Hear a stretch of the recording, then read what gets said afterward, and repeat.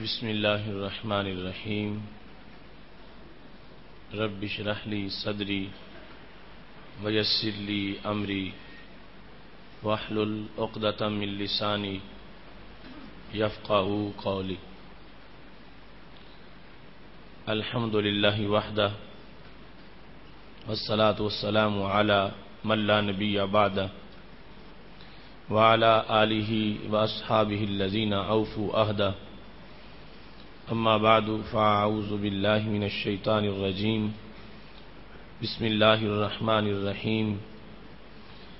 ان اللہ بالناس لرؤوف الرحیم صدق اللہ العظیم وصدق رسولہ النبی الکریم الامین ان اللہ وملائکتہ یصلون علی النبی یا ایھا الذین آمنوا صلوا علیہ وسلموا تسلیما الصلاۃ والسلام علیک یا سیدی یا رسول اللہ وعلی آلک واصحابک یا حبیب اللہ مولاي صل وسلم دائما ابدا علی حبیبک خیر الخلق کلہم منزہ عن شریک فی محاسنہ فجوہر الحسن فیہ غیر منقاسم یا اکرم الخلق مالی من الوذ بہ سواک عند حلول الحادث العممی رب صل وسلم دائما ابدا علی حبیبک خیر الخلق کلہم۔ اللہ تبارک و تعالی جل جلالہ وعم نوالہ واتم برہانہ وعظم شانہ کی حمد و ثنا اور حضور پر نور شافع یوم النشور دستگیر جہاں غم گسار زماں سید سروراں حامی بے کساں قائد المرسلین خاتم النبیین احمد مجتبیٰ جناب محمد مصطفیٰ صلی اللہ علیہ وآلہ واصحابہ وبارک وسلم کے دربار گہر بار میں ہدیہ درود و سلام عرض کرنے کے بعد وارثان منبر و محراب ارباب فکر و دانش نہایت ہی معزز و محتشم حضرات و خواتین سامعین و ناظرین، رب ذوالجلال کے فضل اور توفیق سے ادارہ صراط مستقیم کے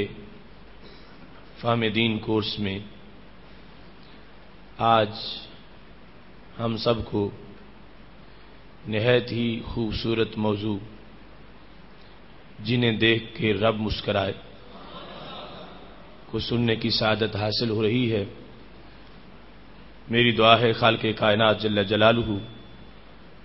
ہم سب کو اس طبقہ میں شمار فرمائے کہ جنہیں دیکھ کے وہ مسکراتا ہے۔ آج کا موضوع یقیناً ہمارے دیگر تمام موضوعات کی طرح یہ بھی ایک اچھوتا موضوع ہے، اور آپ کو جستجو ہوگی کہ وہ کون سے لوگ ہیں کہ جنہیں رب دیکھتا ہے اور مسکراتا ہے۔ اس واسطے ہم نے حدیث شریف کے وسیع ذخیرہ سے ان لوگوں کا ایک خلاصہ تیار کیا ہے جو کہ اپنی طرف سے تو کسی عام دربار کے لیے کوئی کسی کو پیش نہیں کر سکتا۔ اللہ کا دربار ہو اور ہم اپنی طرف سے کسی کو پیش کریں کہ انہیں دیکھ کے رب مسکرا رہا ہے اور رب غصے میں ہو، تو اس میں پیش کرنے والے پر بھی غضب ہو سکتا ہے۔ تو ہم نے اس بارگاہ کا سہارا لیا کہ جنہیں اللہ کا دربار بھی نظر آتا ہے اور اللہ کے دربار میں لوگوں پر رحمتوں کی برسات بھی نظر آتی ہے۔ سب سے پہلے موضوع کا جو ٹائٹل درس کا جو ہم نے منتخب کیا ہے اس کے لحاظ سے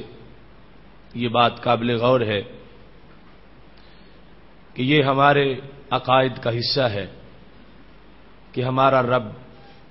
مخلوق کی صفات سے پاک ہے۔ مثال کے طور پر ہم کھاتے ہیں، مخلوق کی صفت کھانا پینا ہے،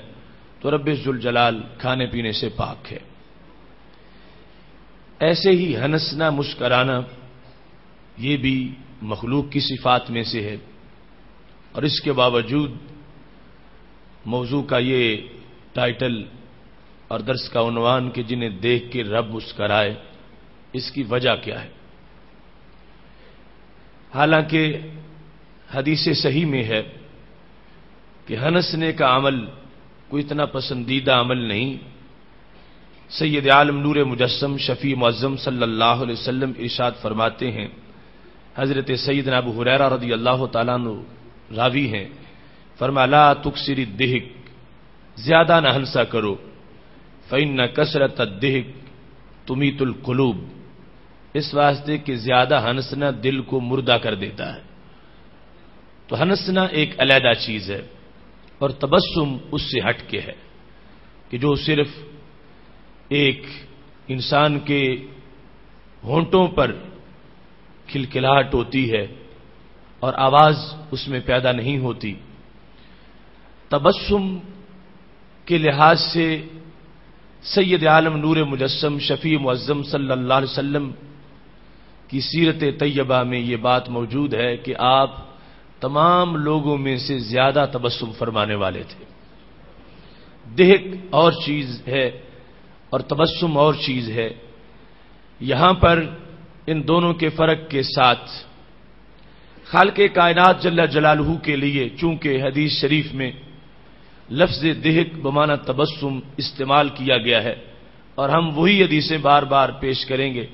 کہ جن میں مختلف مقامات پر یہ لفظ رب ذوالجلال کے بارے میں استعمال ہوا کہ جس کا لغوی معنی ہے کہ رب ہنستا ہے، لیکن مراد اس سے یہ ہے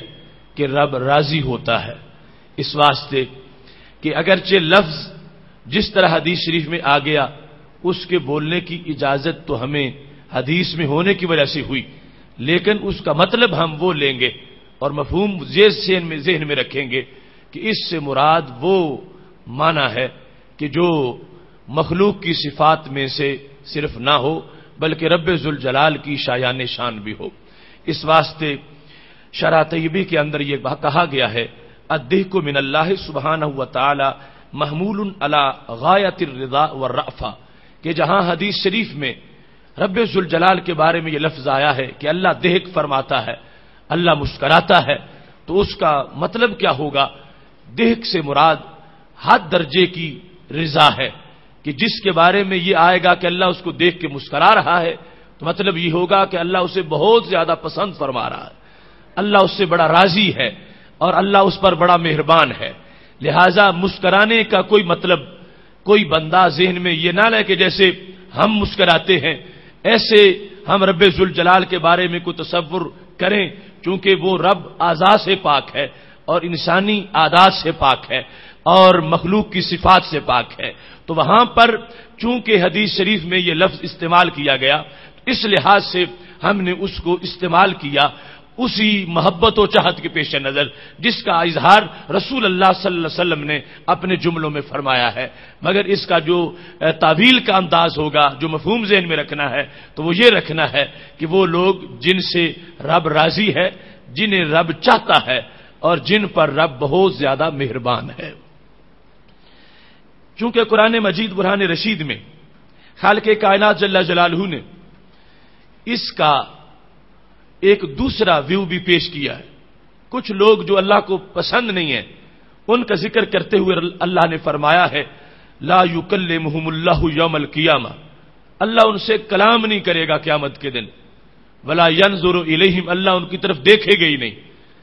تو مطلب کیا ہے؟ رب کی نگاہ سے تو کوئی چھپ بھی نہیں سکتا،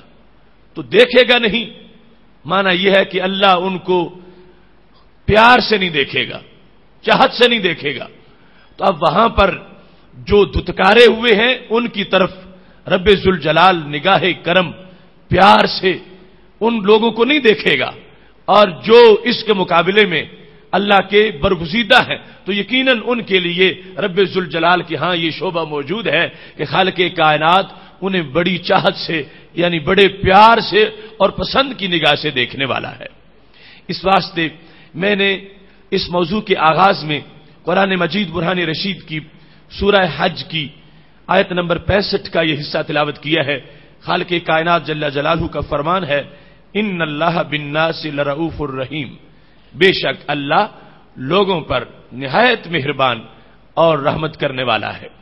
یہ رؤوف کے معنی کا ایک شعبہ ہے کہ خالق کائنات جل جلالہ اپنے کچھ بندوں پر اتنی مہربانی فرماتا ہے، اتنی مہربانی فرماتا ہے کہ اس مہربانی کو مسکرانے سے تعبیر کیا جاتا ہے۔ اس سلسلہ میں سب سے پہلا شعبہ کہ جنہیں دیکھ کے رب مسکرائے اور رب راضی ہو جائے، وہ شعبہ ان لوگوں کا ہے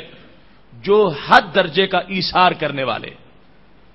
اپنے آپ پر دوسرے کو ترجیح دینا، یہ ایثار ہے۔ خود حاجت ہو، حاجت کے باوجود دوسرے کو نوازنا، یہ ایثار ہے۔ اور اس میں ایک شخص جس کے پاس اس کی ساری ضرورتیں پوری ہیں، کھانے کے لیے، پینے کے لیے، اور اس نے کسی فقیر کو 1 لاکھ روپیہ دے دیا، اس کے 1 لاکھ کا اتنا فائدہ نہیں ہوگا جتنا اس شخص کی 1 روٹی کا فائدہ ہوگا کہ جس کے پاس 1 روٹی ہی تھی اور کھانے لگا تو سائل آ گیا، اس نے وہ روٹی اٹھا کے سائل کو عطا کر دی، کہ حاجت کے باوجود اس نے وہ ایثار کیا ہے۔ تو خالق کائنات جل جلالہ ایثار کی بنیاد پر اس بندے کو پسند کرتا ہے اور اس کو خالق کائنات جل جلالہ اپنی رضا خصوصی کا ایک ممبر عطا فرماتا ہے۔ اس سلسلہ میں سید عالم نور مجسم شفیع معظم صلی اللہ علیہ وسلم کے دربار کا بڑا حسین منظر ہے۔ حضرت ابو ہریرہ رضی اللہ تعالی عنہ روایت کرتے ہیں کہ نبی علیہ الصلوۃ والسلام کے پاس ایک مہمان آ گیا، کہیں سے چلتا ہوا، دربار رسالت کے تصور میں جب پہنچا تو اب اس نے رات بسر کرنا تھی، اس کے کھانے کا اہتمام کرنا تھا۔ تو میرے محبوب علیہ الصلوۃ والسلام نے اپنے گھر پیغام بھیجا تو ازواج مطہرات کی طرف سے جواب آیا، ما معنا الا الماء، ہمارے گھر میں پانی کے سوا کچھ نہیں، پانی سے ضیافت ہو سکتی ہے۔ یہ دیکھو اختیاری فقر کہ پوری کائنات جن کی مٹھی میں ہے، گھر میں کھجوریں بھی نہیں، جو بھی نہیں، کھانے کے لیے کچھ بھی نہیں، اور وہ کتنی عظیم خواتین ہیں کہ جو گھر میں اس انداز میں ہیں پھر بھی رب سے شکایت نہیں۔ اللہ تعالیٰ کے دربار میں شکر ہے کہ اگرچہ ہمارے گھر کھجوریں نہیں ہیں مگر ہمارے گھر اللہ کا تازہ قرآن اترتا ہے۔ محبوب علیہ الصلوۃ والسلام کو جواب پہنچ گیا کہ گھر میں کھانے کے لیے کچھ نہیں ہے۔ تو میرے محبوب علیہ الصلوۃ والسلام نے صحابہ کا جو مجمع تھا، جتنے بھی 5-10 بیٹھے ہوئے تھے، فرمایا من یضیف ھذا، اس کو کون مہمان بنائے گا؟ سید عالم صلی اللہ علیہ وسلم نے جب یہ فرمایا، قال رجل من الانصار انا، ایک انصاری نے کہا ہم نے پہلے بھی بہت سے مہاجرین کو اپنا مہمان بنایا ہے، تو یہ ہمارا مہمان ہوگا، میں اس کو اپنے گھر لے جاؤں گا۔ لہذا اس نے اپنے گھر سے پتہ کروائے بغیر مہمان وصول کر لیا کہ سید عالم صلی اللہ علیہ وسلم کا مہمان ہے تو یہ ہمارا مہمان ہے، لہذا اس کو لے کر وہ انصاری اپنے گھر چلے گئے۔ جب گھر پہنچے تو زوجہ نے یہ بتایا، ما عندنا الا قوت صبیانی، ہمارے گھر تھوڑا سا تو ہے مگر صرف اتنا ہے کہ جتنا ہمارے بچے کھا سکتے ہیں، نہ میرے لیے ہے اور نہ ہی میرے شوہر تمہارے لیے ہے، صرف بچوں کے کھانے جتنا ہمارے گھر میں موجود ہے۔ تو وہ صحابی کہنے لگے، اکرمی ضیف رسول اللہ صلی اللہ علیہ وسلم، بچوں کا کوئی معاملہ نہیں، یہ ہمارے نبی علیہ السلام کا مہمان ہے، اس واسطے یہ بھوکا نہیں رہنا چاہیے۔ اب میں ذمہ داری اٹھا کے آ گیا ہوں، لہذا بچوں کا کوئی اور بندوبست کرتے ہیں اور جو کچھ گھر میں ہے وہ اس مہمان کو کھلائیں گے۔ یہ انداز ہے صحابہ کرام علیہم رضوان کا کہ نیکی کی گہرائی تک پہنچتے ہیں، اور ایسا رب ذوالجلال نے ان کو نیکی کا کھوج لگانے کا ان کو شوق دیا تھا کہ انہوں نے اس جگہ سے نیکی تلاش کی جہاں پہلی امتوں میں کوئی تصور بھی نہیں پایا جاتا تھا۔ تو کہنے لگے میری بیوی حیّی طعامک، تم اپنا کھانا تیار کرو، وَأَصْبِحِ سِرَاجَکِ، اور شام ہوتے ہی چراغ جلا دو، اور نَوِّمِ صِبْیَانَکِ، اور اپنے بچوں کو آہستہ آہستہ تھپکی دے کر سلا دو، بچے جاگتے نہ رہیں، بچوں کو کسی طرح تم سلا دو۔ اور جس وقت عشاء کا ٹائم ہوگا، کھانے کا وقت ہوگا، تو میں مہمان کو لے کر جب ساتھ بیٹھوں گا تو پھر صورتحال یہ ہوگی کہ تم لا کے سامنے کھانا رکھ دو گی، اور جو میں نے تمہیں طریقہ بتایا ہے اسی کے مطابق بچوں کو سلا کر کھانا تم نے سامنے رکھنا ہے، چراغ جل رہا ہوگا۔ اس کے بعد جب تم کھانا رکھ کے فارغ ہو چکی ہوگی تو تم نے آہستہ سے چراغ کے پاس پہنچ کے اسے صحیح کرنے کی نیت سے اس کو پھونک مار دینی ہے تاکہ چراغ بجھ جائے، کھانا ہمارے مہمان کے پاس ہو، ہم اس کو بھوکے نظر آئیں تو وہ ہمیں دیکھ نہ سکے، اور اس کو یہ شرمندگی نہ ہو کہ جس گھر میں میں پیٹ بھر کے کھانا کھا رہا ہوں اس کے تو چھوٹے چھوٹے بچے بھی بھوکے سوئے ہوئے ہیں اور اس گھر کے افراد خانہ بھوکے ہیں۔ یہ صحابی نے اپنی زوجہ کو ترکیب سکھا دی ہے۔ جس وقت کھانے کا ٹائم ہوا، چراغ جل رہا تھا، وہ صحابی کی اہلیہ کھانا لے کے جس وقت انہوں نے صحابی کو دیا اور مہمان کے سامنے رکھا گیا، وہ چراغ کے پاس پہنچی اور وہی انداز ان کا تھا کہ جس سے وہ چراغ کو یوں ہاتھ لگا رہی تھی کہ جیسے کچھ صحیح کرنا چاہتی ہیں کہ چراغ کی روشنی زیادہ ہو جائے۔ ایسے میں انہوں نے اس کو پھونک ماری تاکہ یہ پتہ نہ چلے مہمان کو کہ یہ جان بوجھ کے بجھایا گیا ہے، وہ سمجھے کہ صحیح کرنے لگی تھی اور چراغ بجھ گیا ہے۔ لہذا چراغ بجھ گیا، اندھیرا ہو گیا اور مہمان کے سامنے کھانا موجود ہے، اور اتنا نہیں تھا کہ صحابی خود بھی شامل ہو سکتے اور ان کی اہلیہ بھی کھا سکتی، اور انہوں نے یہ بھی اپنے مہمان کو محسوس نہیں ہونے دینا تھا کہ ہم بھوکے ہیں۔ اب اندھیرا ہے اور بڑا عجیب انداز تھا ان دونوں کا، گھر والے اور گھر والی کا۔ فَجَعَلَا يُرِيَانِهِ أَنَّهُمَا يَأْكُلَانِ، ان دونوں نے یہ ظاہر کیا کہ ہم بھی کھانے میں شریک ہیں، ہم بھی کھانا کھا رہے ہیں۔ کس طرح برتن رکھے، برتن اٹھائے، برتنوں کے رکھنے کی آواز پیدا کی۔ اب اندھیرا تھا، وہ مہمان سمجھ رہے تھے کہ جیسے میں کھا رہا ہوں ایسے یہ صحابی بھی کھا رہے ہیں، ان کی زوجہ بھی کھا رہی ہے۔ انہوں نے جعلا یریانہ یہ ظاہر کیا، یعنی ایک آج ہمارے ہاں تکلف ہے اور ایک وہ خلوص کا تکلف تھا کہ جس میں وہ اپنے مہمان کی جو اتنی ضیافت چاہتے ہیں کہ اس کے خیال کی بھی میزبانی ہو جائے، اس کو یہ شرمندگی نہ ہو کہ میں تو کھا رہا ہوں اور گھر والے بھوکے ہیں۔ لہذا چراغ بجھایا ہوا ہے اور برتن رکھتے ہیں، برتن اٹھاتے ہیں، آواز پیدا ہوتی ہے کہ جیسے یہ بھی کھانا کھا رہے ہیں۔ حقیقت میں وہ کھانا نہیں کھا رہے تھے، انہوں نے چراغ بجھایا ہوا تھا، مہمان تو نہیں دیکھ رہا تھا مگر رحمان دیکھ رہا تھا کہ یہ کیسے لوگ ہیں کہ جنہوں نے اپنے آپ کو بھوکا بھی رکھا ہے اور بھوک پہ کور بھی چڑھایا ہے، بھوک کو چھپایا ہے اور اپنے مہمان کو شرمندگی سے بچایا ہے کہ میں کھا رہا ہوں اور گھر والے بھوکے ہیں۔ لہذا یہ کافی دیر سلسلہ جاری رہا، مہمان نے پورے اطمینان سے کھانا کھا لیا۔ جس وقت رات گزر گئی، سید عالم نور مجسم شفیع معظم صلی اللہ علیہ وسلم کے دربار میں یہ صحابی پہنچے جو رات کو مہمان ساتھ لے گئے تھے۔ اب دیکھیے کیا سیما پاتھی، کیا ان لوگوں کی قسمتیں حصے میں جن کی آئیں وہ مہتاب صحبتیں، جن کی نگاہ میں جلوے تھے میرے حضور کے، جن کے دلوں پہ پہرے تھے وجد و سرور کے۔ اب صبح پھر حاضری لگ گئی ہے، صحابی پہنچے ہیں۔ اب سید عالم نور مجسم شفیع معظم صلی اللہ علیہ وسلم صرف اپنے گھر کو ہی نہیں دیکھتے، صحابہ کے گھر بھی سامنے ہیں، جو مہمان بھیجا ہے پیچھے اپنی نگاہ بھی ہے کہ میرے مہمان کے ساتھ اس سلوک کیا ہوتا ہے اور کھلایا کیا جاتا ہے۔ اور صرف یہ نہیں دیکھا کہ میرے گھر میں میرے مہمان کے ساتھ میزبانوں نے سلوک کیا کیا ہے، یہ بھی دیکھا ہے کہ میرے میزبانوں کے ساتھ میرے رحمان نے کیا سلوک کیا ہے۔ لہذا مجمع عام لگا ہے، صحابہ کرام علیہم رضوان جب بیٹھے ہیں تو میرے محبوب علیہ الصلوۃ والسلام نے سارے صحابہ کو یہ بتا دیا، دیکھو رات انہوں نے اپنے گھر میں جو میرے مہمان کی ضیافت کی ہے وہ اتنی بڑی ضیافت ہے کہ ضحک اللہ اللیلۃ، جس کو دیکھ کے ساری رات رب مسکراتا رہا ہے۔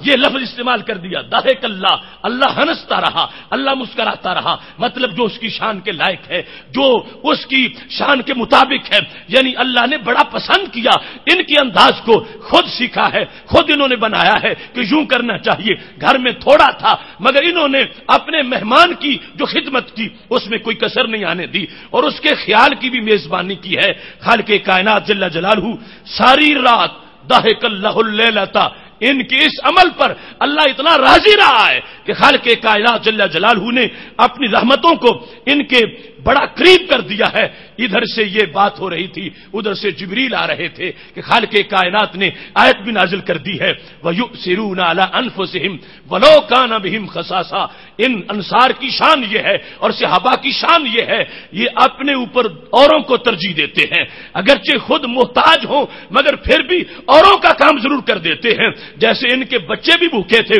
خود بھی کھانے کے لیے نہیں تھا مگر انہوں نے ترجیح دی ہے مہمان کو، اور اپنا کھانا اپنے مہمان کو یوں کھلایا ہے کہ اس کو احساس بھی نہیں ہونے دیا کہ میں نے اس گھر میں کھانا کھایا جس میں بچے بھی بھوکے ہیں اور بڑے بھی بھوکے ہیں۔ اس انداز میں جس وقت انہوں نے میزبانی کی ہے تو رب ذوالجلال نے ان پر خاص مہربانی کی ہے۔ یہ ایک انداز ہے ان لوگوں کا کہ جنہیں دیکھ کے رب مسکراتا ہے، اور خالق کائنات جل جلالہ اپنی خصوصی شفقتیں ان لوگوں کو عطا فرماتا ہے۔ ایسے ہی ایک شعبہ اور بڑا عجیب ہے، وہ بائی چانس ایسا منظر سامنے آ گیا۔ سید عالم نور مجسم شفیع معظم صلی اللہ علیہ وسلم کا فرمان ہے، پہلا پورا مضمون بخاری و مسلم دونوں میں اور اس کے علاوہ سینکڑوں کتب میں موجود ہے۔ دوسرا مضمون جو بیان کرنے والا ہوں یہ بھی بخاری و مسلم میں ہے کہ میرے محبوب علیہ الصلوۃ والسلام نے صحابہ کے سامنے ایک دن ارشاد فرمایا، اور اس کے راوی بھی اتفاق سے حضرت سیدنا ابو ہریرہ رضی اللہ تعالی عنہ ہے۔ محبوب علیہ السلام فرماتے ہیں، یضحک اللہ الی رجلین، اللہ دو بندوں کو دیکھ کے بڑا ہی مسکراتا ہے۔ یضحک، وہ لفظ حدیث میں دیکھ کا، اللہ دو بندوں کو دیکھتا ہے تو بڑا خوش ہوتا ہے، ان کو بڑا ہی پسند کرتا ہے۔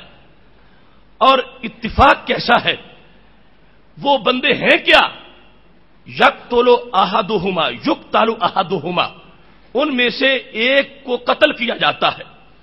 دوسرا قاتل بنتا ہے۔ ایک قاتل ہے دوسرا مقتول ہے، اور بائی چانس دونوں ہی جنت میں داخل ہو گئے ہیں۔ قاتل و مقتول بھی ہیں اور جنتی بھی ہیں۔ اللہ ان کی حسن اتفاق پر کہ دیکھو بظاہر تو ان میں فرق کتنا ہے، ایک قاتل ہے دوسرا مقتول ہے، ایک جنتی ہونا چاہیے دوسرا جہنمی ہونا چاہیے، لیکن اتفاق ایسا اللہ نے پیدا کیا، مقتول بھی جنت میں قاتل بھی جنت میں، دونوں کو جنتی ہونے کا شرف مل گیا۔ اور یہ کیسے ہوا؟ قالوا کیف یا رسول اللہ صلی اللہ علیہ وسلم، صحابہ نے پوچھا یا رسول اللہ یہ کیسے ہو سکتا ہے؟ مقتول جس کو ظلمن قتل کیا گیا وہ تو جنت میں جائے، اور قاتل جو ظالم ہے وہ تو جہنم میں جائے، اور اس کے بارے میں آیات ہے کہ جس نے قتل کیا وہ جہنم میں جائے گا، تو یہ کیسے ہو سکتا ہے قاتل اور مقتول دونوں جنتی بن جائیں؟ تو میرے محبوب علیہ السلام نے فرمایا یہی تو اللہ کے خوش ہونے کا سبب ہے کہ کیسے قاتل بھی جنتی بن گیا مقتول بھی جنتی بن گیا۔ میرے محبوب علیہ السلام فرماتے ہیں یقتل ھذا، یہ قتل ہوا، مسلمان تھا، اسلام کے لیے جہاد کر رہا تھا، مقابلے میں کافر تھا، اس کافر نے اس کو مارا، یہ اپنی جان پیش کرنے کے لیے نکلا تھا اور جان اللہ کے دربار میں پیش کر دی، شہید ہو گیا۔ تو مقتول تو بالیقین جنت میں پہنچ گیا کہ اس نے اللہ کے لیے جان دی ہے، مقتول ہوا جنت میں پہنچ گیا۔ فرمایا ایک تو جنت میں جاتا تو میں نے دیکھ لیا میرے صحابہ، دوسرا بھی دیکھو، ثم یتوب اللہ علی الاخر، پھر وقت آیا کہ دوسرے کے دل میں شوق پیدا ہوا کہ کتنا بد نصیب انسان ہوں، دنیا تو اللہ کے کلمے پڑھتی ہے اور میں بتوں کو پوجتا ہوں۔ توبہ کرتے ہوئے اس نے بھی رب کی توحید کا اور اپنے محبوب کی رسالت کا کلمہ پڑھ لیا۔ اور اسلام ایسی چیز ہے کہ اسلام سے سارے پہلے داغ دھل جاتے ہیں۔ جتنے بھی انسان کے پیکر پر گندگی ہو وہ ساری کی ساری ختم ہو جاتی ہے، اور جتنی بھی نامہ اعمال کی سیاہی ہو جب اسلام کی پھوار پڑتی ہے تو وہ ساری سیاہی ختم ہو جاتی ہے۔ میرے نبی علیہ السلام فرماتے ہیں رب نے اس کی توبہ کو قبول کر لیا۔ یہ توبہ اس شکل میں تھی، ویسے تو جس وقت کوئی قاتل ہوگا، مسلمان ہے اور قاتل ہے، توبہ کرتا رہے تو توبہ سے قتل معاف نہیں ہوگا، وہ حقوق العباد میں سے ہے، اس کو خمیازہ بھگتنا پڑے گا۔ لیکن اتفاق ایسا تھا یہ بندہ جب قاتل تھا تو کافر تھا، اب اس نے کلمہ پڑھا اور یہ اسلام میں آ گیا، پھر یہ بھی جھنڈا اسلام کا لے کے نکلا اور اسلام کے لیے اللہ کے راستے میں یہ رستہ میں اللہ کی رضا کے لیے جہاد کر رہا تھا۔ تو کیا ہوا؟ فیستشہد، اسے بھی کسی کافر کی تلوار لگی تو یہ بھی جام شہادت پیتا ہوا جنت داخل ہو گیا۔ فرمایا میرے محبوب علیہ السلام نے دیکھو اللہ ان کو پسند کرتا ہے، اللہ ان کو دیکھ کے مسکراتا ہے کہ بظاہر یہ اپوزیشن تھے ایک دوسرے کی، لیکن بالآخر اسلام نے ان کو کتنا ملا دیا ہے کہ جنت میں شریک ہو گئے ہیں، اور جنت میں ان کے دل میں ایک دوسرے کا کوئی بغض نہیں ہے، اور خالق کائنات جل جلالہ نے قاتل و مقتول دونوں کو جنت عطا فرما دی ہے۔ ایسے ہی کنز المال میں حدیث شریف موجود ہے، ابو رزین روایت کرتے ہیں کہ سید عالم صلی اللہ علیہ وسلم نے ایک دن یہ ارشاد فرمایا ضحک ربنا من قنوت عبادہ وقرب عفوہ، ہمارا رب مسکراتا ہے کس کو دیکھ کر کہ ایک بندہ دعا مانگ رہا ہے اور مانگ مانگ کے اسے لگتا ہے کہ قبول نہیں ہوگی اور اب مایوس ہو گیا ہے،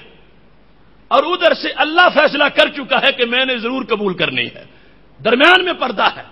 یہ ادھر کہتا ہے کہ میں اتنے سال ہو گئے دعا مانگتا رہا ہوں میری تو قبول ہوتی نہیں ہے، اور ادھر عرش کا فیصلہ قبولیت کا ہو چکا ہے، درمیان میں ایک حجاب ہے۔ یہ وہ موقع ہے کہ جب رب ذوالجلال کو پھر اس بندے پہ مسکراہٹ آتی ہے کہ یہ اپنے آپ کو کتنا گرا ہوا سمجھتا ہے، حالانکہ میں نے تو اس کو عفو عطا فرما دی ہے اور اس کو پتہ نہیں چل رہا۔ جس وقت محبوب علیہ الصلوۃ والسلام نے یہ ذکر کیا فرمایا من قنوت عبادہ وقرب عفوہ، بندے نا امید ہونے کو ہے اور ادھر عفو بالکل قریب آ چکی ہے، اللہ کی معافی قریب ہے اور بندہ اپنے آپ کو نا امید بنائے ہوئے ہے۔ ایسی صورتحال کے اندر بھی خالق کائنات دیکھ رہا ہے کہ بندہ پردے میں اس طرح لپٹا ہوا ہے، وہ نا امید ہے، ہزاروں اندھیرے اس کے سامنے ہیں اور بڑا مایوس ہو چکا ہے، مگر خالق کائنات اس مایوسی کے عالم میں وہ بندہ جو موجود ہے اسے جس کی عفو کا فیصلہ ہو چکا ہے اللہ دیکھتا ہے اور مسکراتا ہے کہ میرا کیسا بندہ ہے، اسے کوئی پتہ نہیں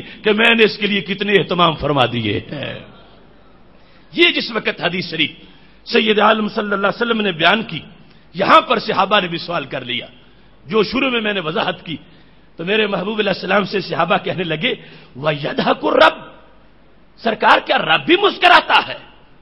آپ رب کی مسکراہٹ کے بارے میں فرما رہے ہو، کیا رب بھی ہنستا ہے، دیکھ کرتا ہے، رب بھی مسکراتا ہے؟ تو جس وقت صحابہ نے پوچھا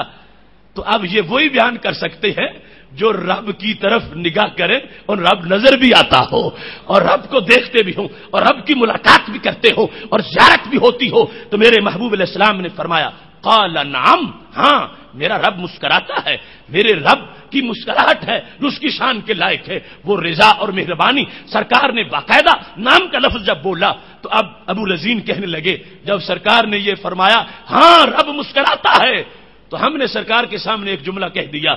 اگر رب مسکراتا ہے لن نعدم من رب یضحک خیرا،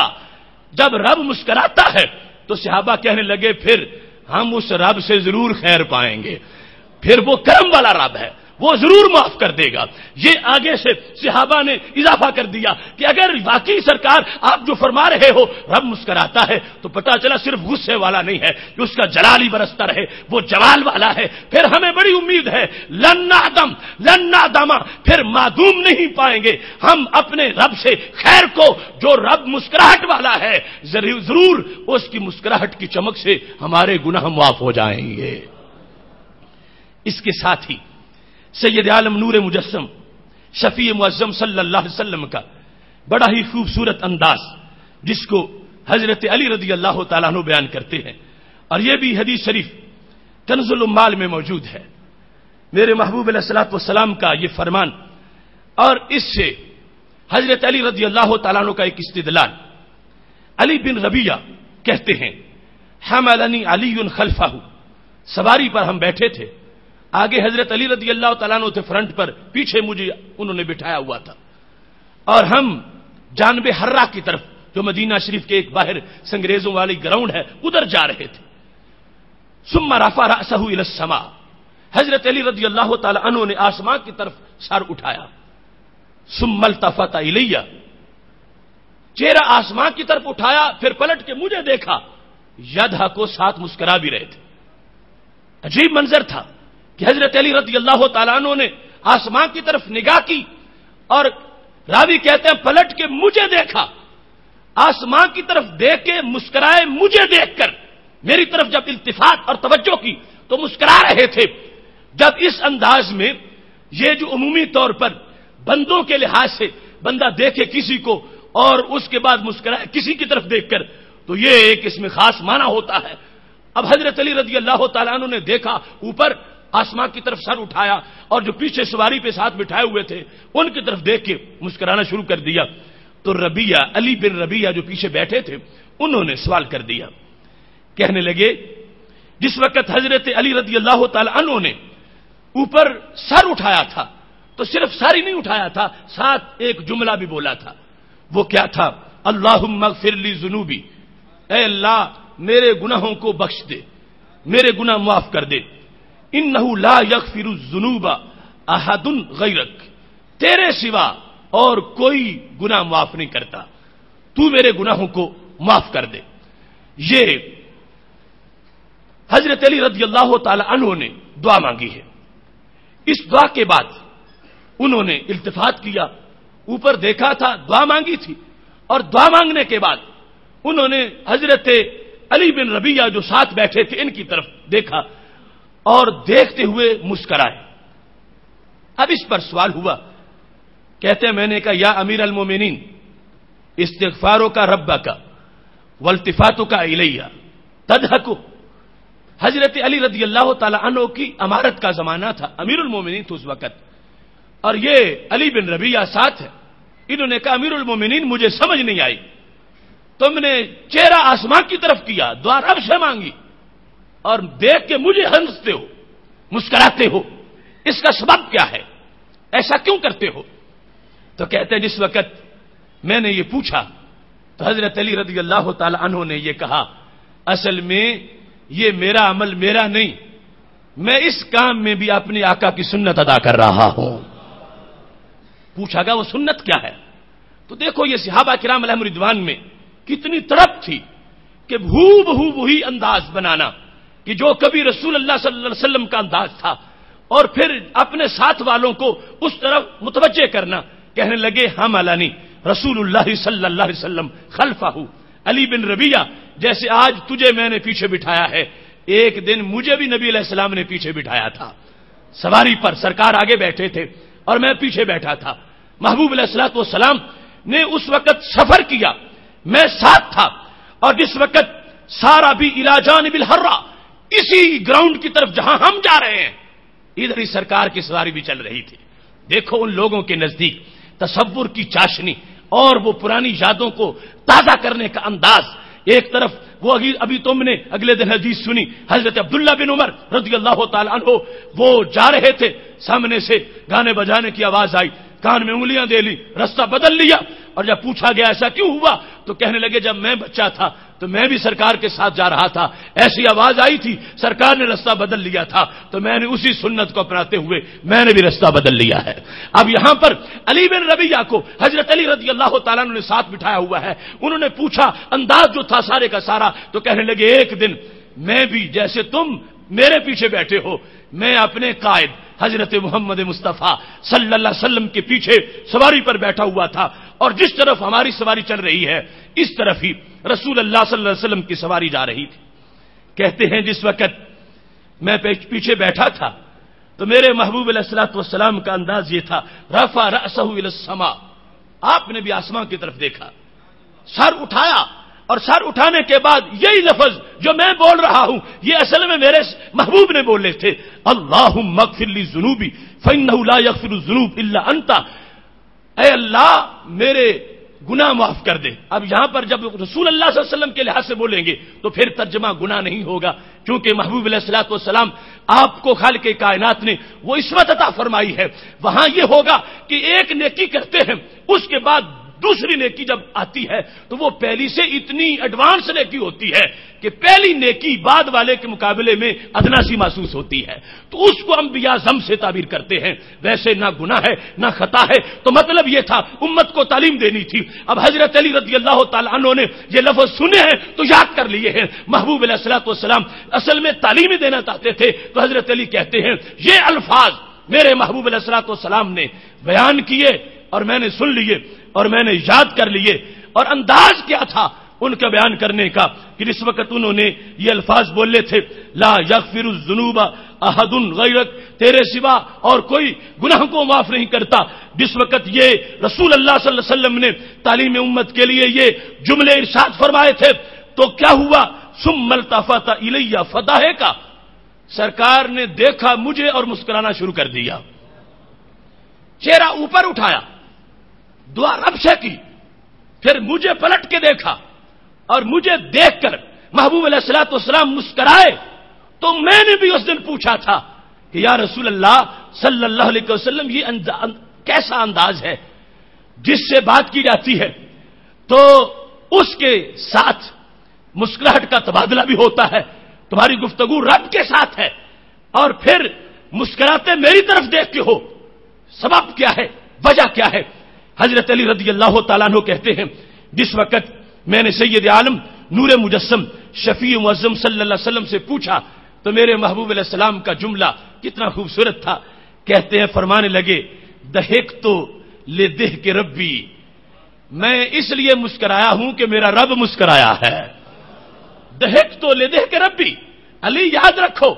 میں نے جو تمہیں دیکھ کے مسکراہٹ اپنے ہونٹوں پہ پیدا کی ہے یہ اللہ کی مسکراہٹ کی ترجمانی کر رہا ہوں کہ تجھے پتا چل جائے کہ میرا رابطہ میرے رب سے ڈائریکٹ کتنا ہے، میں عرش پہ جا کے اس کے عرش پر بیٹھ کے دیدار کروں، وہ لمحات تو اپنی جگہ میرے رب نے مجھے فرش پہ چلتے ہوئے اور سواری پہ بیٹھے ہوئے بھی اپنے دربار سے محروم نہیں کر رکھا، میں چلتا فرش زمین پر ہوں مگر پھر بھی رب ذوالجلال کے جلوے میری نگاہوں کے سامنے ہوتے ہیں، دہک تو لے دہ کے ربی۔ اب دیکھیے یہاں سے پتا کیا چلا کتنا بڑا سٹیٹس ہے ہمارے محبوب علیہ السلام کا، اور کون ہوگا جو رب سے مسکراہٹوں کے تبادلے کرتا ہو، جو رب کو دیکھے اور مسکرائے اور رب ان کو دیکھے اور اپنی شان کے مطابق مسکرائے، یہ سید عالم نور مجسم شفیع معظم صلی اللہ علیہ وسلم کی ذات گرامی ہے کہ آپ جس وقت آپ نے یہ عرش کی بات کا ترجمہ کرنا چاہا اور پیغام دینا مقصود تھا کہ علی تم یہ نہ سمجھنا یا کوئی یہ نہ سمجھے کہ ہم جب فرش پہ ہوتے ہیں تو عرش سے ہمارا رابطہ نہیں ہوتا، ہمارا اتنا تیز رابطہ ہے اور اتنا قریب کا رابطہ ہے کہ ہم مسکراتے بھی اللہ تعالیٰ سے باتیں کرتے ہوئے ہیں اور خالق کائنات سے ہمارا رب قائم ہوتا ہے، اللہ تبارک و تعالیٰ کی مسکراہٹ کی وجہ سے علی میرے ہونٹوں پہ بھی تبسم آیا ہے۔ اب اس وقت سید عالم نور مجسم شفیع معظم صلی اللہ علیہ وسلم نے یہ ارشاد فرمایا تو ساتھ ہی وجہ بیان کی کہ رب کیوں مسکرایا، تو فرمانے لگے لعجبہ لعبتہ، رب ذوالجلال اس بات پہ مسکرایا کہ جو میں نے امت کو تعلیم کے لیے یہ جملہ دیا ہے اور قیامت تک لوگ پڑھیں گے کہ اللہ گناہ کو معاف کر دے، تیرے سوا گناہ کوئی نہیں معاف کرتا، تو رب اس کو سن کے مسکرائے گا۔ اس بات پر رب ذوالجلال کو مسکراہٹ ہے کہ میرا بندہ جتنا بھی گیا گزرا ہو اسے یہ پتا ہے کہ گناہ میں ہی معاف کرتا ہوں، لہذا اس پر خالق کائنات کو وہ بندہ بڑا پسند آ جاتا ہے کہ اگرچہ گناہوں میں ڈوبا ہوا ہے لیکن فرشتوں دیکھو اس کو میرے دربار کے ساتھ جو ربط اور تعلق ہے، اس عجب تعجب پر خالق کائنات جل جلالہ کی مسکراہٹ ہے، اور سید عالم نور مجسم شفیع معظم صلی اللہ علیہ وسلم رب کی مسکراہٹ کے ساتھ وہ حضرت علی رضی اللہ تعالیٰ عنہ کو دیکھ کے مسکرائے ہیں، اور حضرت علی رضی اللہ تعالیٰ عنہ نے ایک دن باقاعدہ ارادے کے ساتھ سواری پر بیٹھ کر کسی کو پیچھے بٹھا کے اسی گراؤنڈ کی طرف چل کے وہی دعا مانگ کے عرش کی طرف دیکھ کے اور پھر پچھلے آدمی کی طرف دیکھا تاکہ سنت بھی پوری ہو جائے اور سرکار کا پیغام بھی پورا ہو جائے۔ کہ یہ حدیث میرے پاس ہے، میں اس کو ویسے صفہ پہ بیٹھ کے پڑھاؤں تو پڑھا سکتا ہوں، لیکن یہ صحابہ کا انداز ہے کہ وہی انداز بھی ہونا چاہیے جس انداز میں سرکار نے پڑھائی ہے۔ سرکار نے بتایا ہے، حضرت علی رضی اللہ تعالیٰ عنہ نے وہ انداز اختیار کیا ہے اور یہ بتا دیا کہ ہم ان کی شخصیت کے بارے میں سید عالم نور مجسم شفیع معظم صلی اللہ علیہ وسلم کے لحاظ سے جو ہمارا عقیدہ ہونا چاہیے، حضرت علی رضی اللہ تعالیٰ عنہ اس کو واضح کرنا چاہتے ہیں کہ کوئی ان سے ہم سری کے دعوے نہ کرے اور کوئی ان کو اپنے جیسا نہ کہے اور کوئی ان جیسا نہ بنے۔ اس واسطے ہم دیکھتے ہیں ہمیں وہ تھوڑے سے فاصلے کے بعد 100 گز ہو 200 گز ہو ہمیں کچھ اور نظر نہیں آتا، لیکن ان کی نگاہ وہ ہے 7 آسمانوں کے پار عرش عظیم پر جو رب ذوالجلال کے جلوے ہیں، یہ زمین پہ چلتے چلتے ان جلووں کی زیارت کر رہے ہیں۔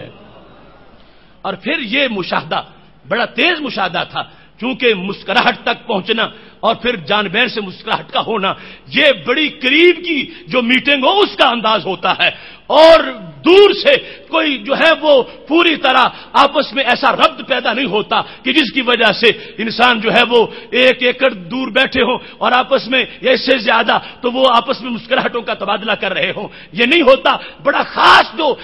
قرب ہوتا ہے، اس کی بنیاد پر ایسی صورتحال ہوتی ہے۔ بلا تمثیل سید عالم نور مجسم شفیع معظم صلی اللہ علیہ وسلم فرش پہ ہوتے ہوئے عرش کے اتنے قریب ہوا کرتے تھے کہ خالق کائنات جل جلالہ کے جلوے بھی سامنے ہیں اور مسکراہٹوں کا بھی پورا مشاہدہ کیا جا رہا ہے۔ یہاں پر بالخصوص وہ معاملہ بہت ہی عجیب ہے جس کو آج ہم حاصل کرنا چاہیں تو یقیناً کر سکتے ہیں۔ مشکات شریف کی 1228 نمبر حدیث شریف ہے، حضرت ابو سعید خدری رضی اللہ تعالیٰ عنہ اس کی روایت کرتے ہیں، کہتے ہیں ثلاثۃ یضحک اللہ الیہم، 3 قسم کے انسان ہیں جنہیں دیکھ کے رب مسکراتا ہے۔ اب وہی لفظ میں بار بار وہ احادیث پیش کر رہا ہوں کہ جن میں یہ لفظ دیکھ کا موجود ہے، جس کا جو مناسب ترجمہ تبسم اور تعویل اس کی اللہ کی مہربانی اور اللہ کی رضا ہے۔ 3 قسم کے لوگ ہیں جنہیں دیکھ کے رب مسکراتا ہے۔ یہ سید عالم صلی اللہ علیہ وسلم اپنی طرف سے ان کا اعلان کر رہے ہیں کہ جو چاہے وہ ان اقسام میں آ جائے اسے اللہ کی خصوصی مہربانی حاصل ہو جائے گی۔ 3 قسم کے لوگ کون سے؟ فرمایا سب سے پہلا وہ بندہ الرجل اذا قام باللیل یصلی، رات کا وقت ہو، بندہ مصلی پہ کھڑا ہو اور اللہ کو سجدے کر رہا ہو، قیام کر رہا ہو، یہ وہ بندہ ہے جسے رب دیکھتا ہے اور مسکراتا ہے۔ رب کی مسکراہٹ اللہ کی رضا کے حصول کے لیے، یعنی اسے کہیں کوئی بہت بڑا کام اور لمبا سفر نہیں کرنا پڑے گا، گھر میں جہاں بیٹھا ہے جہاں موجود ہے وضو کر لے، رات کی تنہائیاں ہو، اللہ کے دربار میں حاضر ہو جائے، قیام کرے، سجدہ کرے۔ اس بندے کو جب عام لوگ سو رہے ہوں گے اور یہ جاگ رہا ہوگا اور رب ذوالجلال کے دربار میں حاضری دے رہا ہوگا، خالق کائنات اس پہ بہت زیادہ مہربان ہو جائے گا۔ دوسرے نمبر پر میرے محبوب علیہ السلام فرماتے ہیں والقوم اذا صفوا فی الصلاۃ، جب لوگ گھر سے نکلیں مسجد پہنچے اور مسجد میں جا کر نماز پڑھنے کے لیے صف بنائیں،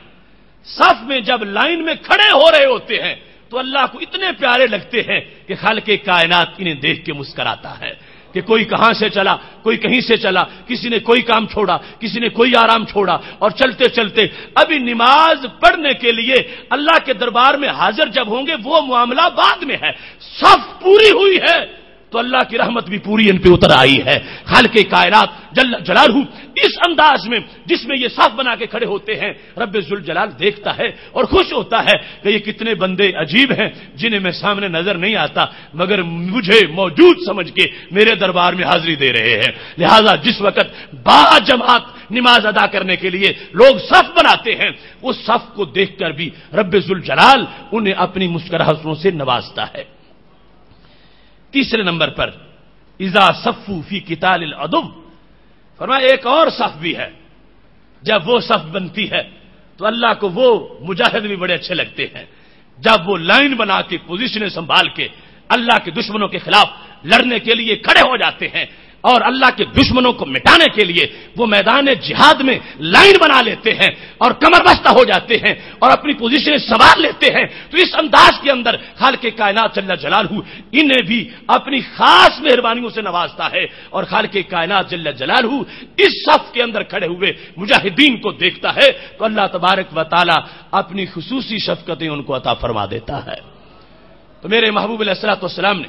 یہ بیان اس لیے کیا تھا کہ لوگ سنیں، جب یہ سنیں گے کہ اللہ کچھ لوگوں کو دیکھ کے مسکراتا ہے تو ہر ایک کو شوق پیدا ہوگا، کاش کہ میں بھی وہ بن جاؤں کہ جن کو رب ذوالجلال اتنا پسند کرے، اور پھر یہ سمجھے گا کہ میرے پاس تو کوئی ذریعہ نہیں، میں کتنا خوبصورت بن جاؤں اور میرا کام کتنا خوبصورت ہو کہ اللہ مجھے دیکھ کے مسکرائے۔ تو سرکار کی سنت نے سہارا دیا، تمہیں کہیں جگر پگھلا کر ایسا مقام نہیں حاصل کرنے کے لیے محنتیں نہیں کرنی پڑیں گی، تھوڑا سا بڑھو، تھوڑا سا کام کرو اور تھوڑی سی بیداری پیدا کرو، تم گھر میں مصلی پہ کھڑے ہو کر رب کو سجدہ کرو گے، اللہ خصوصی مہربانی کا نزول فرما دے گا۔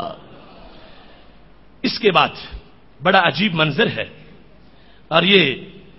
حدیث شریف اور اس کا پورا انداز آج ہمارے لیے اس میں بہت بڑا سہارا ہے، اور بہت بڑا ہمارے لیے یہ حوصلہ ہے اس بات کے اندر کہ سید عالم نور مجسم شفیع معظم صلی اللہ علیہ وسلم رب ذوالجلال کی خوشی کا موقع بیان کرتے ہیں کہ اللہ کتنا خوش ہوتا ہے اور کب خوش ہوتا ہے۔ اب دیکھیے،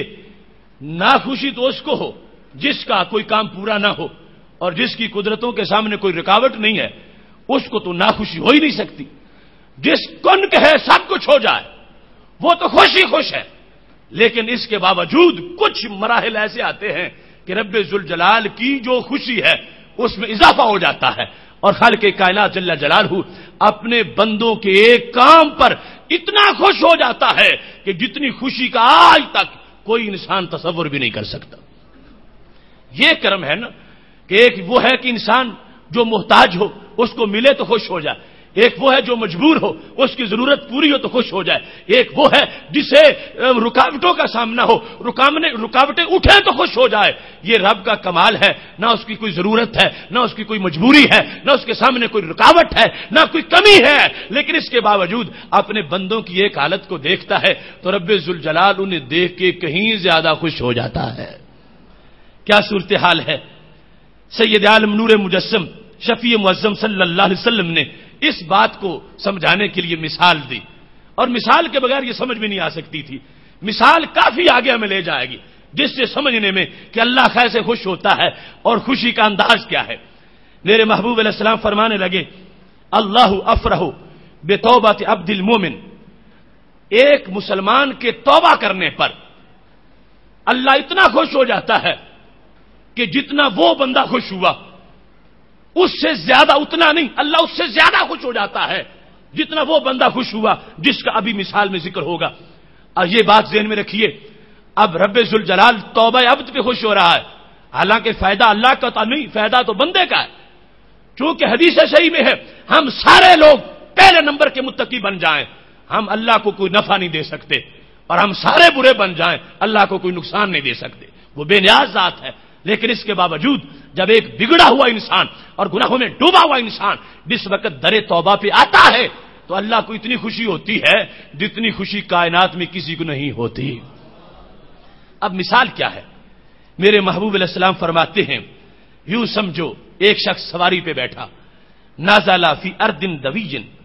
دویجہ وہ ایک لک دک صحرا سے گزرنا چاہتا، یعنی دور تک مہینوں کا سفر ہے اس صحرا میں، جہاں وہ ہلاکت والی زمین ہے کہ بندہ مشکل سے ہی کراس کرتا ہے، اس صحرا سے انسان سفر کر رہا تھا، اونٹنی پہ بیٹھا تھا، اور اس نے پانی بھی اپنا رکھا ہوا تھا، کھانا بھی رکھا ہوا تھا کہ اتنے دن گزارنے ہیں، وقت پر کچھ نہ کچھ کھا لیا کروں گا، اور یہ صحرا ضرور عبور کرنا ہے، لہذا پورا بندوبست کر کے وہ اپنی سواری پہ بیٹھ گیا۔ علیہا طعامہ و شرابہ، سواری پر اس کا کھانا بھی ہے اور پینے کے لیے پانی بھی ہے، بہت دنوں کا اس نے بندوبست کیا ہوا ہے۔ یہ انسان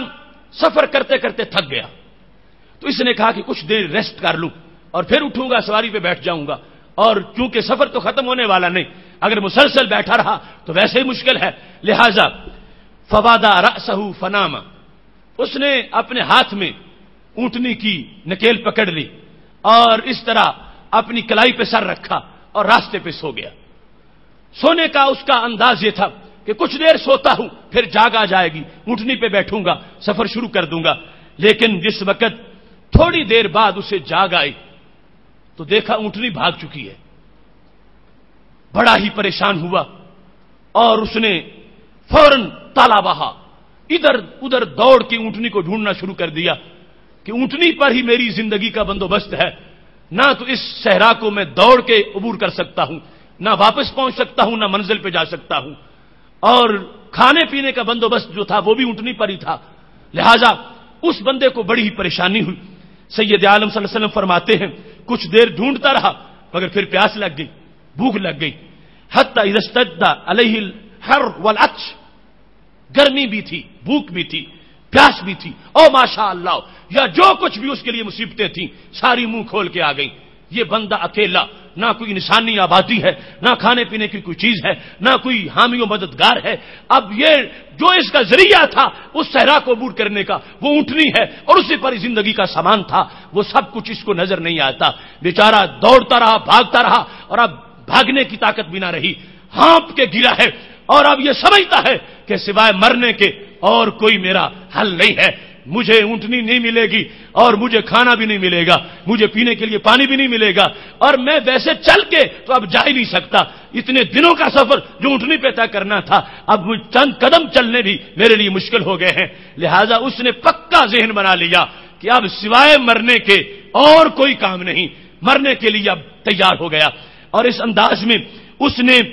وہ جگہ منتخب کی جو بالکل راستے کے اوپر تھی، کہ جو راستہ صحرا سے گزر رہا تھا، اور وہاں پر اس نے دوبارہ اب سونے کا ارادہ کیا، اور اسی جگہ پہ جہاں سے اونٹنی گم ہوئی تھی راستے کے پاس سے کہتا ہے ارجو الی مکانی الذی کنت فیہ، ڈھونڈتا دور نکل گیا تھا، کہتا چلو وہاں جا کے لیٹتا ہوں جہاں پہلے سویا ہوا تھا۔ فانام حتی اموت، میں سوتا ہوں تاکہ مر جاؤں۔ یہ اس کا خیال بن گیا ہے۔ لوگ سوتے ہیں جاگنے کے لیے مگر یہ شخص سو رہا ہے مرنے کے لیے۔ فانام، کہ آنکھیں بند کروں تاکہ مر جاؤں، کیونکہ اور تو کوئی حل نہیں ہے، زندگی بچ نہیں سکتی، موت کے منہ میں لیٹ چکا ہے، پوری طرح 100% مرنے کے لیے تیار ہو رہا ہے۔ اور عجیب انسان ہے، لوگ آنکھیں بند کرتے ہیں کھولنے کے لیے، لیکن یہ بند کر رہا ہے ہمیشہ بند کرنے کے لیے، اور لیٹ رہا ہے راستے کے کنارے پر کہ سوتا ہوں، موت کا وقت آ رہا ہے۔ اور یہ اس کا جو انداز تھا، وعدہ رأسہ علی سائدہ لیموت، اپنی کلائی پہ بازو پہ سر رکھا ہے کہ میں سو جاؤں تاکہ سونے کے اندر ہی مر جاؤں، یہ انداز لیے وہ سو رہا تھا۔ اور اس کا جو وہاں جا کے سونے کا انداز تھا، میرا یہ گمان ہے اس لیے سویا ہوگا کہ رستے پہ سوتا ہوں، مر تو جاؤں گا لیکن آخر مجھے دفن کرنے والا آج تو کوئی نہیں، ہو سکتا ہے ہفتے کے بعد کوئی گزرے تو میری ہڈیاں اٹھا کے زمین کے سپرد کر دے، رستے پر ہوں گا تو کوئی نہ کوئی تو مجھ پہ مہربانی کرے گا، میری ہڈیاں، میرا گوشت، اور میں اس طرح میرا بدن کہیں جانوروں کی طرح نہ پڑا رہے، کوئی گزرے گا تو وہ مجھے اٹھا کے زیر خاک کر دے گا۔ لہذا رستے کے کنارے پر وہ لیٹ رہا ہے مرنے کے لیے، اور اپنی پوری تیاری کر چکا ہے اور ذہن کو مطمئن کر چکا ہے اس بات پر کہ سوائے مرنے کے اب کوئی چارہ نہیں ہے۔ ایسی صورتحال کے اندر اس نے کلائی پہ سر رکھا، آنکھیں بند کی، اور نیند اپنی آنکھوں پر مسلط کر رہا ہے اور نیت مرنے کی ہے۔ تو کیا ہوتا ہے، تھوڑی دیر ہی بعد بھوک بھی تھی، پیاس بھی تھی، آخر مرنے کے لیے بھی تو کچھ تھوڑا سا اہتمام چاہیے تھا۔ نیند اس کو مرنے کے لیے بھی نہیں آ رہی تھی کیونکہ بھوک بڑی تھی، پیاسا بڑا تھا۔ لہذا تھوڑی دیر کے بعد اس کی آنکھ کھل گئی، بھوک اور پریشانی کی وجہ سے کہ اچھا سفر تھا، میں منزل پہ جانا چاہتا تھا، اب رستے میں موت آ گئی ہے۔ اسی میں جب آنکھ کھلی تو کیا دیکھا، وہ اونٹنی سرانے پہ آ کے کھڑی تھی۔ اذن راحلتہ عندہ، وہ اونٹنی تو آ کے اس کے پاس کھڑی ہے۔ اب وہ تو موت کے منہ سے واپس آ گیا، بڑی خوشی ہوئی کہ یہاں میرے لیے تو سارا مستقبل روشن ہو گیا، جس نے 100% مرنے کا بندوبست کر رکھا تھا اور مرنے کا پروگرام بنا رکھا تھا، اب 100% زندگی روشن ہو گئی۔ فوراً اس نے پانی لیا، پیا اور کھانا کھایا جو کچھ سواری پہ موجود تھا، اور اس کے بعد زندگی حشاش بشاش ہو گئی، جس طرح چراغ بجھ رہا ہو اور کوئی تیل ڈال دے تو فوراً روشنی برقرار ہو جاتی ہے۔ اس کی زندگی کا دیا گل ہونے کو تھا، اس میں پھر تیل ڈالا گیا اور فوراً سواری پہ بیٹھا اور اس کے بعد اس نے اپنی منزل کی طرف سفر شروع کر دیا۔ اب یہ مثال سید عالم نور مجسم شفیع معظم صلی اللہ علیہ وسلم نے صحابہ کے سامنے پیش کر کے فرمایا، میرے صحابہ، اس بندے کی خوشی کا اندازہ کر سکتے ہو جس کو مرنے پر یقین ہو گیا تھا کہ اب مروں گا اور آنکھیں بند کر رہا تھا مرنے کے لیے اور مرنے کے لیے تیار تھا پوری طرح، اور پھر اس کو وہ سواری مل گئی، اس کی خوشی کا کوئی اندازہ کر سکتے ہو کہ موت کے منہ سے جب وہ واپس آ رہا تھا تو اس کو کتنی خوشی ہوئی ہوگی؟ صحابہ کہنے لگے، یا رسول اللہ صلی اللہ علیہ وسلم، وہ خوشی بڑی عجیب خوشی ہے، بڑی عظیم خوشی ہے، اور وہ کیفیت لفظوں میں کیسے بیان ہو سکے؟ یعنی یہ عام انداز میں عام کیفیات کو لفظوں میں بیان نہیں کیا جا سکتا، وہ تو بڑی خاص کیفیت تھی۔ تو میرے محبوب علیہ الصلوۃ والسلام نے اس موقع پر یہ جملہ بولا، اب تمہیں سمجھنے میں آسانی ہوگی جب یہ نبوی مثال سامنے آ گئی ہے۔ میرے محبوب علیہ السلام فرماتے ہیں، فاللہ اشد فرحم بتوبۃ العبد المؤمن من ھذا براحلتہ، جتنی خوشی اس بندے کو اپنی سواری کے مل جانے پر ہوئی ہے، اس سے کہیں زیادہ اللہ کو خوشی اپنے بندے کے تائب ہونے پر ہوتی ہے۔ اب دیکھیے، ایک انسان گناہ چھوڑتا ہے، پکی توبہ کرتا ہے، اس پر رب ذوالجلال خوش ہے، مہربان ہو گیا ہے، اب کتنی خوشی ہے مثال سامنے رکھیے۔ اس خوشی سے تمہارے نزدیک کوئی خوشی زیادہ ہو سکتی ہے؟ کوئی بندہ یوں واپس آیا ہو موت سے اور یوں واپسی ہوئی ہو، کتنا وہ خوش ہوگا؟ میرے محبوب علیہ السلام فرماتے ہیں، اللہ اپنے بندوں پہ مہربان ہوتا ہے، اور بالخصوص جو رب کو اپنے بارے میں خوش کرنا چاہے وہ کسی گناہ سے پکی توبہ کر لے، رب ذوالجلال اس سے بہت زیادہ خوش ہو جائے گا۔ محتشم سامعین حضرات، یہ مضمون بڑا ہی دلچسپ اور لذیذ مضمون ہے۔ اس کو سمیٹتے ہوئے اب آخر میں البدایہ والنہایہ کی وہ روایت پیش کرنا چاہتا ہوں جس وقت حضرت عوف بن حارث رضی اللہ تعالیٰ عنہ، جن کو ابن افرا کہا جاتا ہے، رسول اللہ صلی اللہ علیہ وسلم کے پاس پہنچے، اور یہ ان کو پہلے معلومات تھیں کہ اللہ مسکراتا ہے اور بندوں پہ خوش ہوتا ہے، لیکن ان کا انداز اور تھا۔ کہنے لگے، یا رسول اللہ صلی اللہ علیہ وسلم، ما یدھک الرب من عبدہ، وہ کیا ادا ہے کہ جس سے بندہ اپنے رب کو ہنساتا ہے، یعنی وہ کام کرے تو رب مسکرائے، وہ کیا طریقہ ہے، وہ کام کیا ہے، کیسا انداز ہے؟ چونکہ ہر بندے کو سید عالم صلی اللہ علیہ وسلم اس کی طبیعت کے مطابق جواب دیتے تھے۔ اب ویسے کام تو یہ بھی ہو سکتا تھا، فرماتے رات کو تم تہجد پڑھو اللہ مسکرائے گا، لیکن ابن افرا ایک نڈر صف شکن اور شیر دل مجاہد تھے، اب ان کے لیے انداز کچھ اور تھا۔ جب انہوں نے پوچھا، یا رسول اللہ صلی اللہ علیہ وسلم، وہ عمل بتاؤ کہ جس کی وجہ سے میرا رب مجھے دیکھے اور مسکرائے۔ جو عمل بندہ کرے تو خالق کائنات جل جلالہ اس کو مسکرا کے دیکھے، اور یہ بندہ اپنے عمل سے رب ذوالجلال سے مسکراہٹوں کو وصول کر لے، وہ عمل کیا ہو سکتا ہے؟ تو میرے محبوب علیہ الصلوۃ والسلام نے فرمایا، غمسہ یدہ فی العدو حاسرا، فرمایا جو بندہ اپنے بازو ننگے کر کے اور اپنا بدن ننگا کر کے کفر سے ٹکرا جائے، یہ وہ بندہ ہے کہ جس کو رب دیکھتا ہے تو مسکراتا ہے۔ حاسرہ کا مطلب کیا ہے؟ کہ بدن پہ زرہ نہ ہو اور کوئی رکاوٹ جس کی وجہ سے کافر کی تلوار رک سکے یا اس کی گولی رک سکے، یہ بدن پہ نہ ہو، یعنی بندہ شہید ہونا چاہتا ہے اور اس انداز میں باتیں سے ٹکرا رہا ہے، غمسہ یدہ، اپنا ہاتھ وہ دشمن میں ڈال دے ننگا کر کے، اور پوری طرح اپنے بدن سے زرہ وغیرہ اتار کے وہ باطل سے جب ٹکراتا ہے تو خالق کائنات جل جلالہ اس بندے کو دیکھ کے مسکراتا ہے۔ تو کیا ہوا؟ فنازع دران، ابن افرا نے زرہ اتار دی، پہلے پہنی ہوئی تھی، زرہ اتاری، فقاذفھا، اور اس کو دور پھینکا۔ ارے یہ جو میرے رب کی مسکراہٹ میں رکاوٹ بنی ہوئی ہے، میں یہ کیوں اس کو استعمال کروں؟ یعنی اسباب کے لحاظ سے میں وہ اپنی اندر صلاحیت لانا چاہتا ہوں کہ جو رب میرا دیکھے اور مسکرائے، لہذا زرہ اتاری، اخذ سیفہ، اور تلوار پکڑ لی، فقاتل حتی قتل،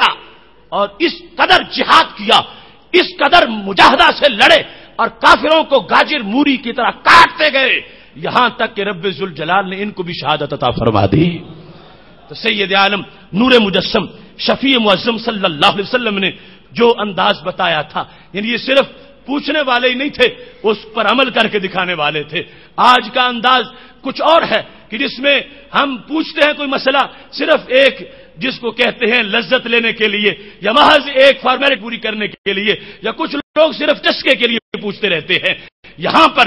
جو پوچھنے والے ہیں ان کا بھی انداز نرالا ہے، اور بتانے والی ذات جو ہے وہ کتنی بڑی کریم اور رحیم ذات ہے۔ سید عالم نور مجسم شفیع معظم صلی اللہ علیہ وسلم سے صحابی نے پوچھا ہے، محبوب علیہ السلام نے نسخہ بتایا ہے، صحابی نے فوراً آزمایا ہے اور اسے دیکھ کے ہمارا رب مسکرایا ہے۔ یہ ایک چھوٹا سا گلدستہ تھا مسکراہٹوں کا، اور یہ روحانیت کا ایک گلشن ہے۔ میرا رب مجھے اور آپ کو ایسے کاموں کی توفیق عطا فرمائے۔ وآخر دعوانا ان الحمد للہ رب العالمین۔